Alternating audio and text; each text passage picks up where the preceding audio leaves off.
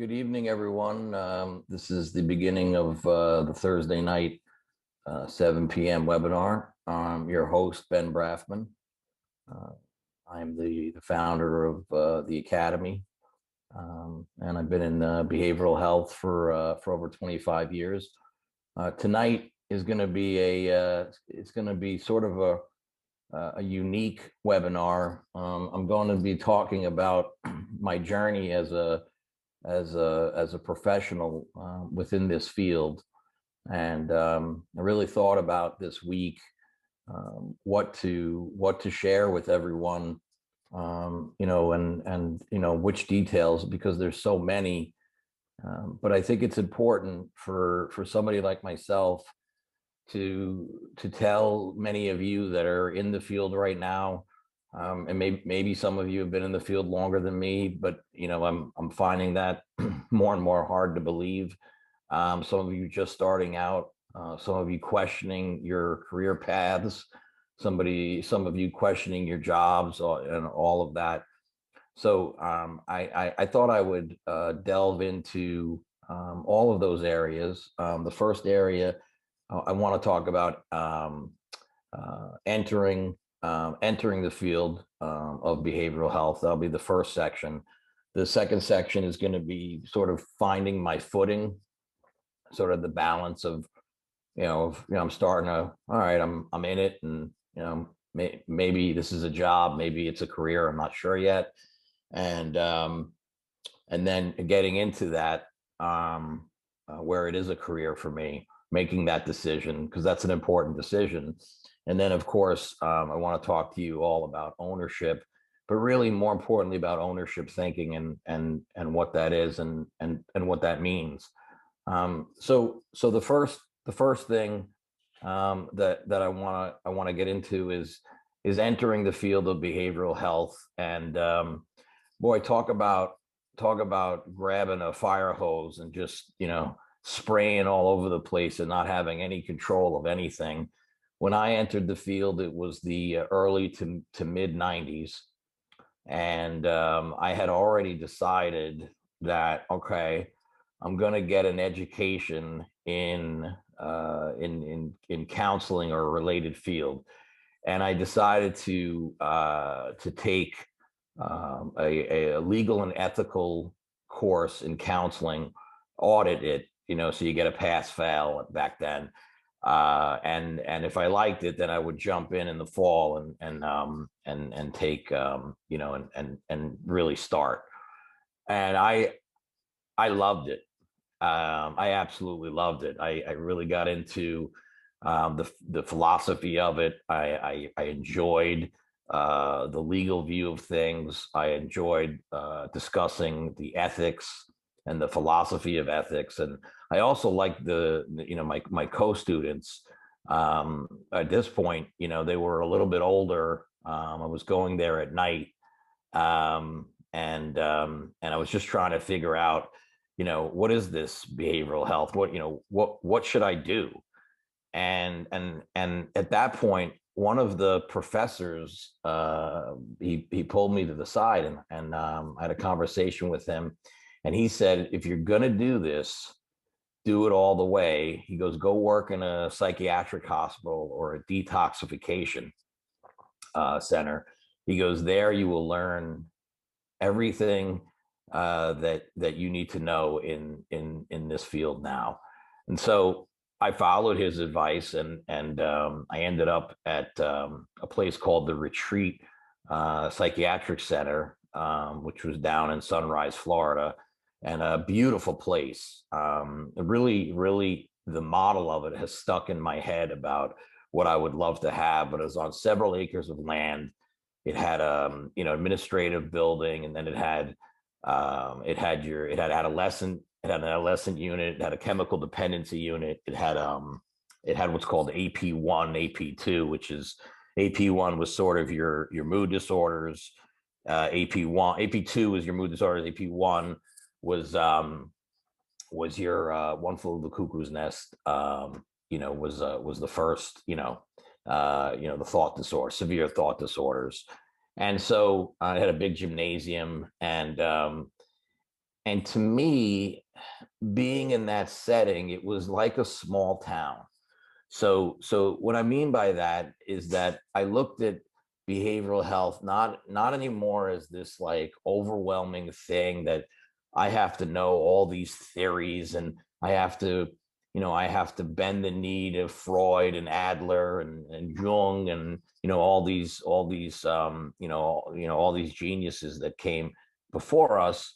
But I sort of looked at it as, a who's who in behavioral health. If you can imagine it like a, like a town or a village. And so I would show up, and I was what's called a behavioral health tech.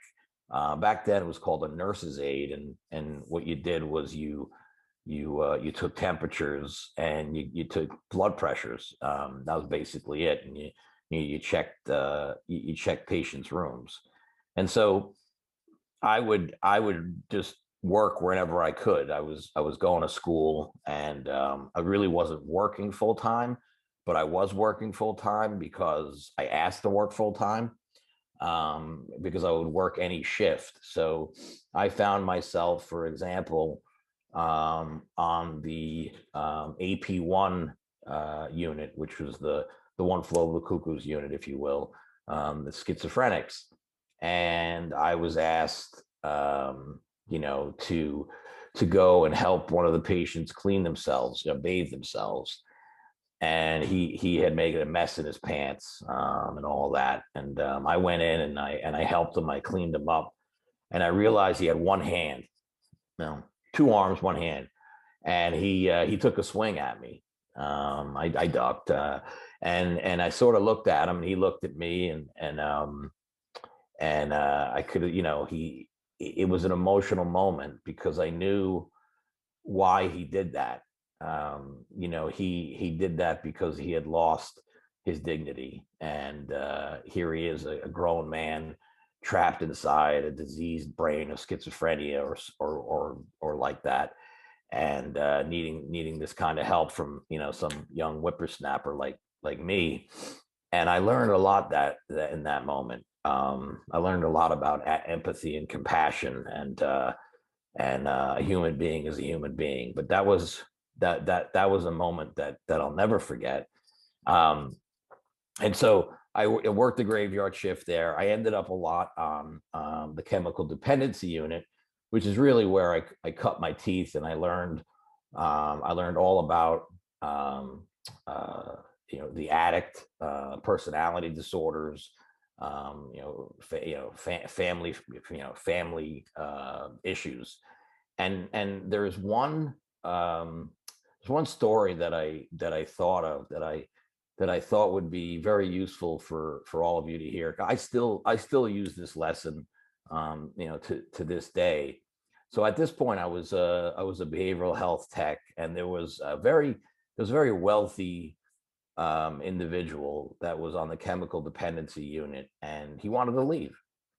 And I did not know at the time about the importance of keeping people in treatment, and the money, and keeping people one more day, and people are manipulative, and they just want to leave, and just I didn't know what I didn't know. And he was getting very agitated and angry, and his family, which was also very wealthy, was making a lot of demands. But they didn't want him to leave, but they did want to speak to him. And so instinctively, and I've always had some common sense, I asked the nurses, I asked the head nurse to help me, I asked the clinicians to help me. Nobody seemed available. So here I am. I'm a semester into my master's, for counseling, and I've got this really entitled family with an angry patient, and all he wants to do is leave. And I met with them for probably an hour, and went back and forth on, the dangers of relapsing, the dangers of leaving early, not taking your medicine, this whole thing. Anyway, he ended up leaving, and it was not good. He ended up angry, frustrated.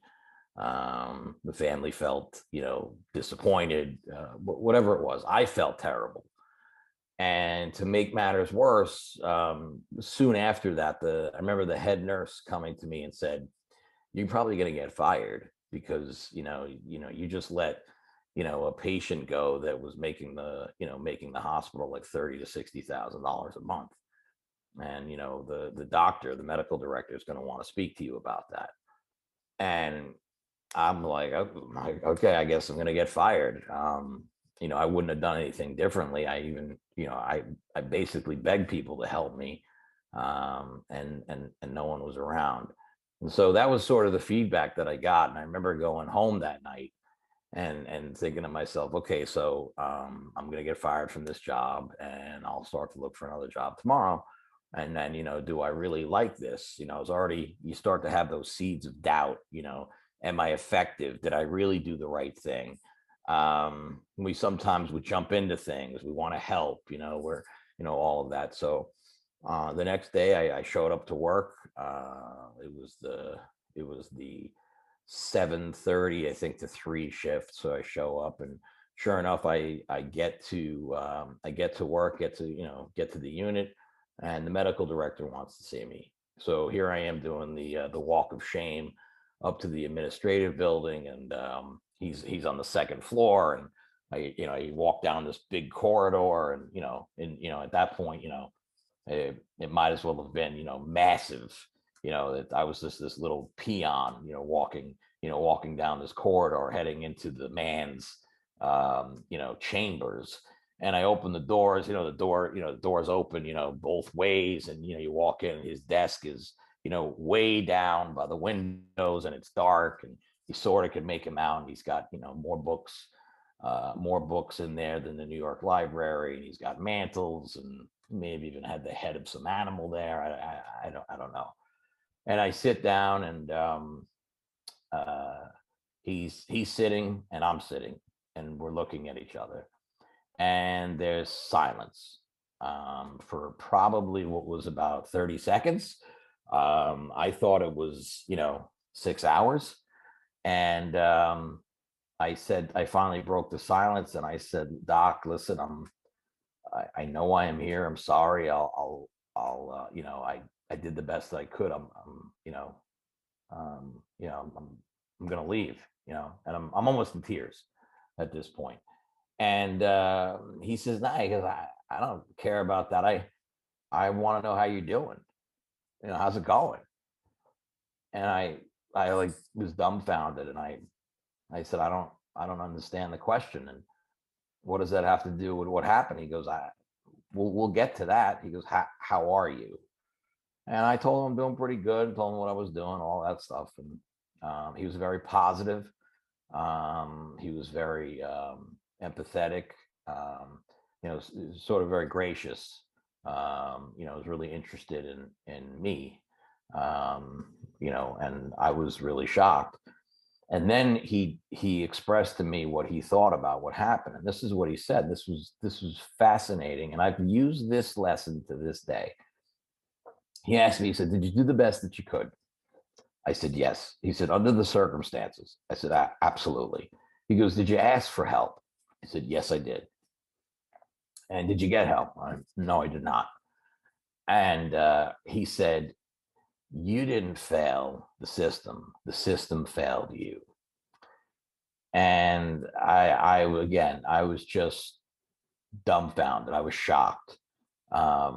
For a guy who I thought was out of touch with the everyday events, to put into my head systems thinking as management was very, very impactful to me in that moment.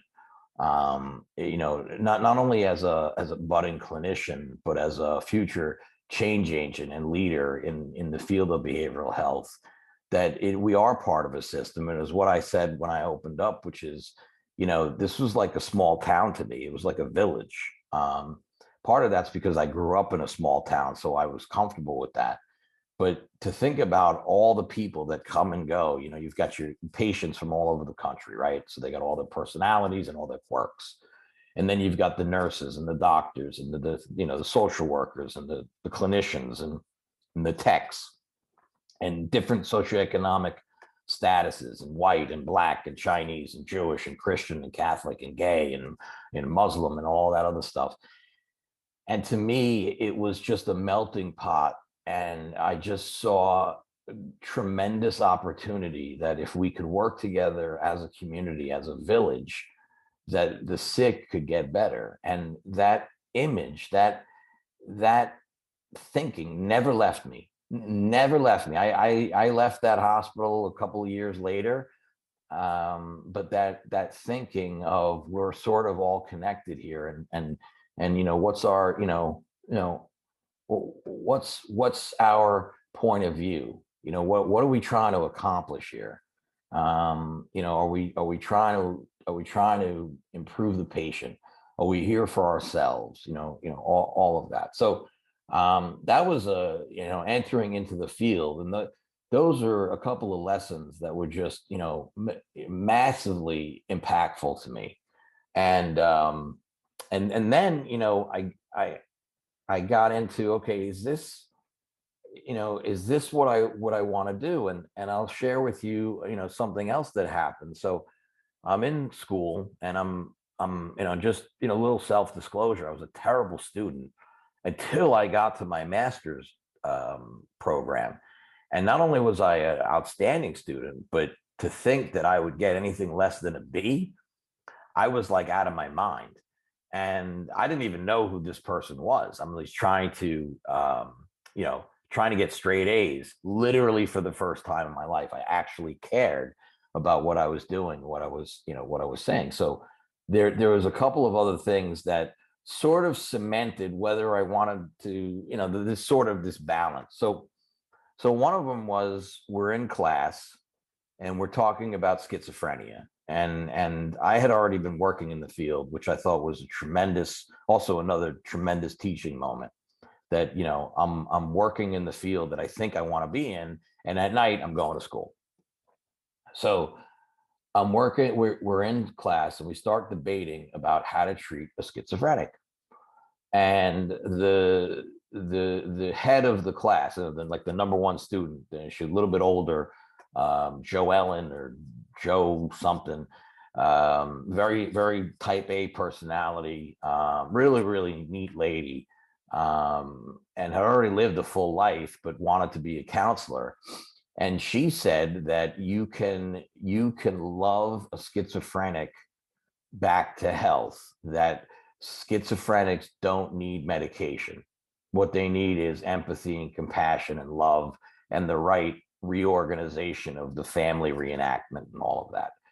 And she was completely wrong. I said to her, no, that's not reality. That is not, I don't know where you read that. I don't know who told you that, but a psychotic patient that wants to literally kill you because they think you're the devil and get the voices out of their head is not going to respond to love and compassion and empathy the way that you're talking about it. It doesn't help. That sometimes a chemical intervention is what we need. Okay. That, better life through chemistry. Yes, absolutely. And I knew that early on. I knew that medication, when it has to do with these kinds of patients, whether they were duly diagnosed, primary mental health or addict, medication was massively important. Did everybody need medication? No, and we get into all of that. So anyway, big argument, big argument, and there was some students there that we'll do a treatment plan together, and we'll sit with the schizophrenic, and they'll do homework, and we'll process thoughts and feelings. And I'm sitting there and I'm embarrassed.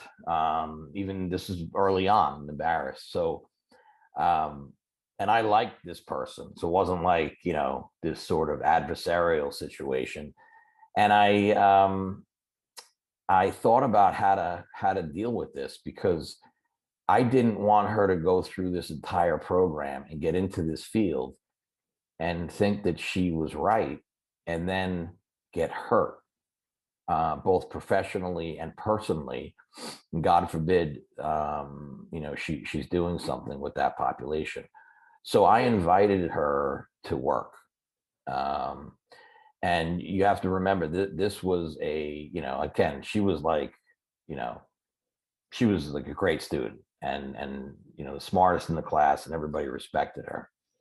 So I brought her into the psych hospital, and it's just another day for me. I'm going in, I'm taking blood pressures, hi to everybody, this whole thing. And there's a couple of patients, rowdy patients or non-medicated patients that were there. One guy walking around in his underwear, one guy maybe walking around with his underwear on his head, that kind of stuff. And I turned around, and Mary Jo or Mary Ellen, whatever her name was, she literally was glued to the wall with bug eyes, like this, and would not move without my assistance, and could not believe what she was seeing. And it changed her. And I spoke to her about this a lot. And I really appreciated the fact that she was open minded enough to see the truth. And she was literally scared to death, and talked about it like the following week when we got to class. But that still exists today, and that's misinformation and ignorance, and people being out of touch with what patients truly need. And I am definitely not saying patients don't need empathy and compassion, because they do, more so, and today more than ever before.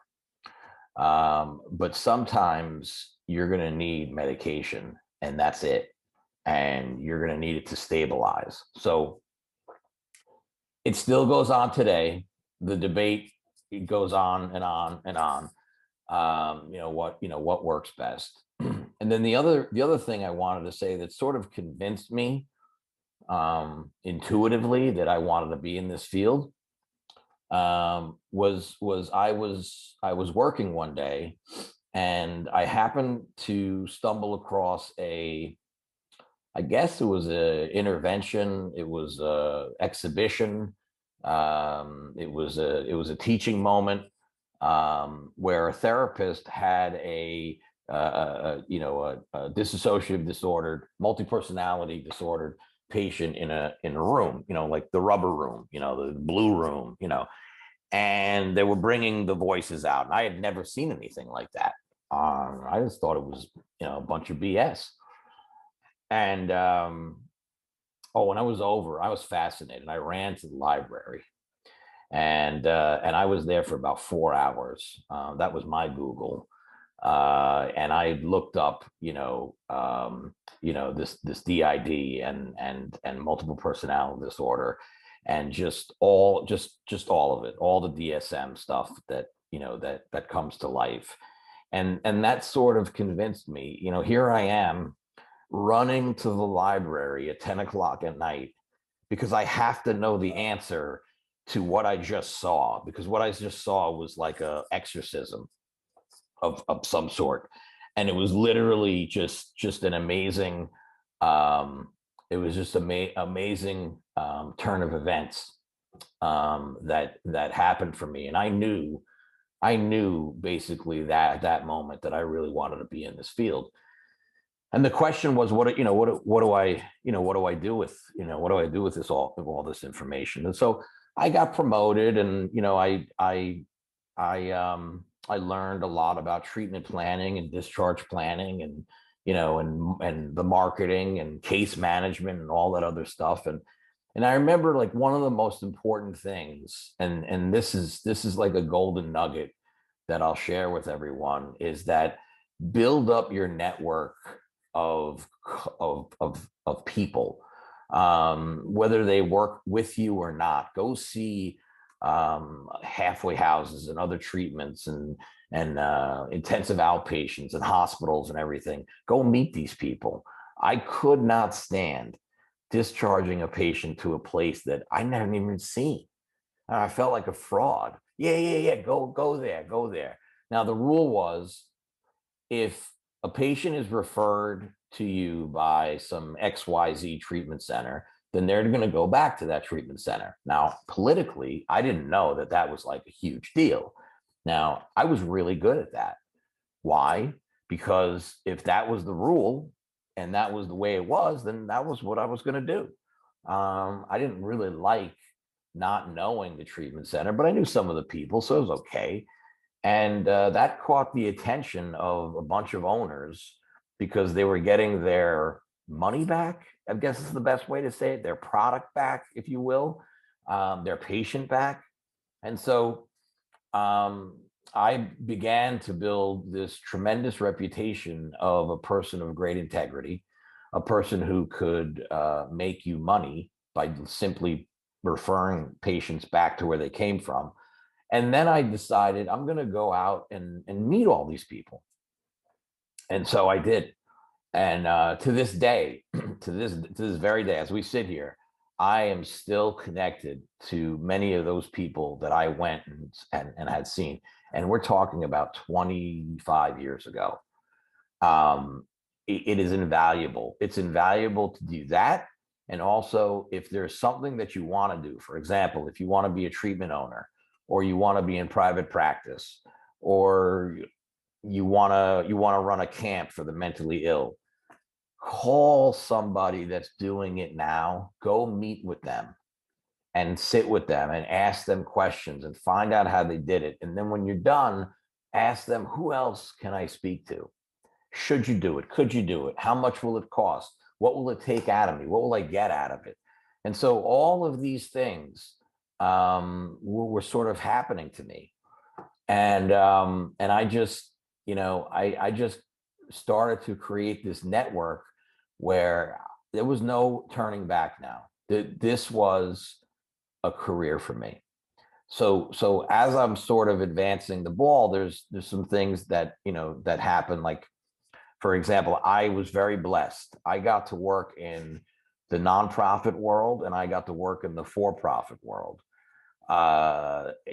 Just two different worlds, a lot of similarities, but absolutely two different worlds. Lots and lots of politics. And I remember working in the nonprofit world. I was hired to run a dual diagnosis treatment center that was under they had committed Medicare fraud, and they created this specific treatment center to pay back Medicare, and basically they put together people that had some experience in the field, but not a lot. And I was one of those people. I had some experience, not a lot, but I was the program director, clinical director, whatever you want to call it. And I had these people under me, and it was the first time that I was in a leadership position, and it was terrifying at times because I had 18 patients that were severely dually diagnosed, many of them suicidal, some of them homicidal, that I remember to this very day. And I remember that the documentation for this Medicare program was so out of control that clinicians would literally quit and cry, or cry and quit on a daily basis. You could not keep them. It was so taxing and labor intensive. And back then, it wasn't computers, right? You didn't talk into like a tape recorder. It was, you were writing these notes, and Medicare is very, very specific, very, very stringent. And also, this place was under a microscope because they had already committed Medicare fraud. Um, the patients that I was getting were basically coming from the court system, a few from the community, but from the court system. And boy, was that politically charged. We had the mental health judge and other judges vying for spots. There's 18 spots. And we had treatment center owners being sworn in court and testifying as to why this patient couldn't go to their treatment center. Oh, because they were severely mentally ill. And I would testify that that what we're doing, and we can take them. And judges were very upset with treatment owners because they were dismissing these patients. Well, because they didn't have money. That's the gist of it. And then we would take them. and we would rehabilitate them. And I met some really cool people. Um, I will tell you that it was 9/11 happened when I was the program director at this place, and I was sitting in the courtroom. Back then you'd go to the mental health courtroom, and you go there and you assess patients, and typically like one or two you come back with, and they're there for 18 months, and you rehab them. And all of a sudden I'm hearing, some scuttle, and the TVs are getting louder, and the judge comes out and says that two planes hit the towers, and I'm leaving, and everybody get out of the court. If you recall, they just shut everything down. They didn't know what the hell was going on. At first I thought it was a sequel to Independence Day, but it clearly was not. And I drove back to the treatment center, and the patients had heard some grumblings. There wasn't a lot of TVs around, but they heard enough. And you have to remember, these were schizophrenics, and these were a lot of paranoid folks. And I had to sit in a room with them and tell them what happened. And some of them said, "See, we're right. We're right to feel the way that we feel," and to process with them, to have that reality check with them, while not minimizing it. No, no, the paranoia is still not okay. But be able to sort of process that is really an art form, to keep the patients calm enough, so that they can continue to grow every day. That was extremely impactful. That job was super stressful for me. It was back then I had a beeper. Everybody remembers beepers, right? You get the beeper, then you call the whole thing. My beeper would just not stop. It would just not stop. It was insane. So I really wanted it to, and the money was pretty bad too. I really wanted to take a shot in the for-profit world. Before I did that, I created, on paper, a .com company called Destination Hope. And this was going to be a treatment resource. Basically, the idea was you go on this site, and you and you enter into a town called Destination Hope, and tumbleweeds, and all that stuff, like the old West, and you have Doc's Pharmacy, and you have the bar, and you have entertainment. And if you click on those things, you get, like, if you click on the pharmacy, like a listing of all medications would come up, and maybe some pharmacies and doctors, psychiatrists and stuff. You advertise. And then, if you go to the bar, it'll give you, like, all the different, drugs and alcohol, and the amounts, and, consequences of that. And maybe some treatment centers would advertise. And I remember I needed about $50,000 to like really make this thing go. And I just remembered it would be like a really cool thing. I didn't have 5 cents to my name, so that sort of got shelved. Later, about 10 years later, I did open up a treatment center, called Destination Hope, which I will get to. But I always wondered if I was able to put, take that off the ground. But my point is that in this industry, in behavioral health industry, you can make money. You can be very creative. There really is no ceiling. Whether you're in private practice, or you're in treatment, or you're working as a counselor in treatment, or a social worker, or you're in marketing, or case management, or whatever, you can piece it together, and you can market yourself. It's a wonderful industry, because at the end of the day, the coolest thing in the world is seeing somebody rise from the ashes, and they don't forget you. They don't forget you at all. They don't forget kindness. They might forget the things that you said to them, but they don't forget your kindness and your empathy. And that to me keeps me going. And it's 25 years later, and I'm still going, and it's a lot of fun. And so I went into the for-profit world, And now I've had, now I'm a veteran, I got all this experience, I think I'm all that in a bag of chips. And I ended up working for a pretty big, well-known treatment center. And I was handed the keys, the clinical keys, and I was the clinical director. And basically, the owners were a husband and wife, and they allowed me to be the clinical director, which I was very thankful, and I thought that was a pretty cool thing to do. And I realized though that the owner, and he's not the only one, was crazy, to put it mildly. He was a disbarred attorney who allegedly was disbarred because of drugs and alcohol and other felonies, and so he was also very bipolar. And depending on the day, depending on the week or the month, would depend on his mood. And I realized that the treatment center ran on his energy. So what do I mean by that? So it was a personality based system.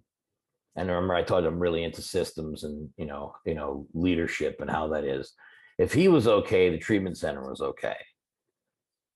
If he wasn't okay, the treatment center wasn't okay, no matter what the stakes were.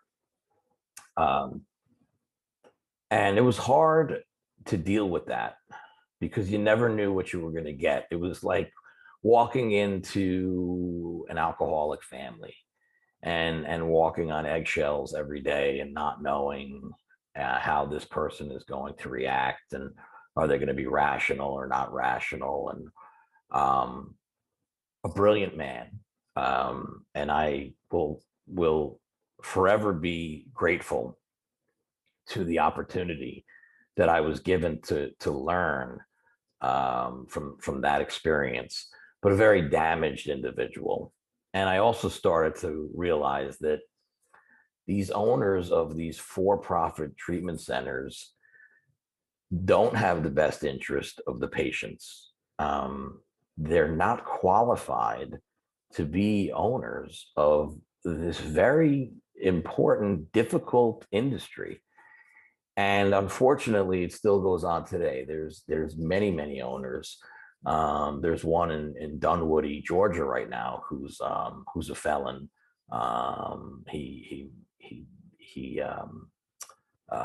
He's stolen things, like a lot of things, and he moves around a lot, and has no degrees. So you have somebody like that, and then you have somebody who is a nurse, but on the weekends they party too much with prostitutes and gamble too much and all of that, and fight and drink and all that. And so you just have these people that are just completely, completely unqualified, to be in a setting like that, when you're dealing with highly specialized individuals. And so I learned how to swim with the sharks. And as long as I was left alone to do the clinical work, then I can get my work done. And I remember I stayed there for, I don't know, I think about 6 or 7 years. And somebody asked me, like, how did you do that? And my thinking is, if I really sat and thought about it, I probably would have left after the first year. But I didn't really think about it, and I had a family, to take care of as well. And it actually, in the end, wasn't that bad. But these owners, they all sort of smelled the same. Just not good people at the end of the day, and not having the best interest of the patients. So I decided that I wanted to open up my own treatment center, and I did in 2006 and 2007. And I learned that wearing the crown is a heavy task. It was wonderful. I treated thousands of people. I sold Destination Hope January 14th, 2021. Treated thousands of people successfully and their families. Helped hundreds of employees who are now in the field. Hopefully they're leaders and they're doing well. But really brought my own brand to the table, and that is the patient comes first, and that it's empathy and compassion over everything else, and that I want everybody to eat. I want service, because we're in a service industry. I want them to be treated with respect and dignity, and I don't want it to always be about the money, even though you have to make money in this industry, and it's a weird mix sometimes. What price tag do you put on saving somebody's life? I know a lot of the patients, they think that it's all about the money. Some, because some owners, it is about that. And there's some dark times in behavioral health right now, when patients are being exploited. They're being brought into treatment, and they're being asked to write blogs and reviews so that the ratings go up. What that has to do with therapy, I don't know. We've had owners bring in prostitutes to entice patients to come in. What that has to do with getting clean and sober, I don't know. They're paying patients to get other patients. They're paying family members to get other patients. They are exploiting people's insurances. So there's a lot of fraud going on, and it's in some ways it's a dark time. In other ways, there are some very, very good people out there that are trying to do very, very good things. And one of the things that I have seen that I'm really, really encouraged by is all the smart people that are entering the field, that don't have the ilk, right? They don't have the history of being, a recovering addict. So therefore I am, therefore I can run any group. We've got PhDs and masters and licensed folks coming in, and they're really smart, and they know the DSM, and they know the schizophrenia, and they know the addict, and yeah, they need a little seasoning and professionalism, but boy, they're very impressive, and to me, that is super encouraging. And so I navigated my way through. I always had this touch of ownership thinking, which is, I'm responsible, and I want to treat this like my own. I think if you do that, you have self-worth and self-esteem. I absolutely loved owning my own business. I didn't like insurance companies. I didn't like payroll taxes, and I didn't like some of the attitudes of the employees. But other than that, it was a absolutely wonderful thing to do. And through that, I am now running the academy the way that I've always wanted to. I've always wanted to do webinars like this, and talk to a group of people. I think it's fantastic. We're offering certifications around the country. We will be an accredited college sooner than later. I'm also a behavioral health consultant for several treatment centers, and really giving my expertise and my advice and telling stories and all of that other stuff. So it's really been a fun trajectory for me, and I've learned a lot, and I've met a lot of really great people along the way. I've also met a lot of sharks along the way, and I've been able to steer clear of them for the most part.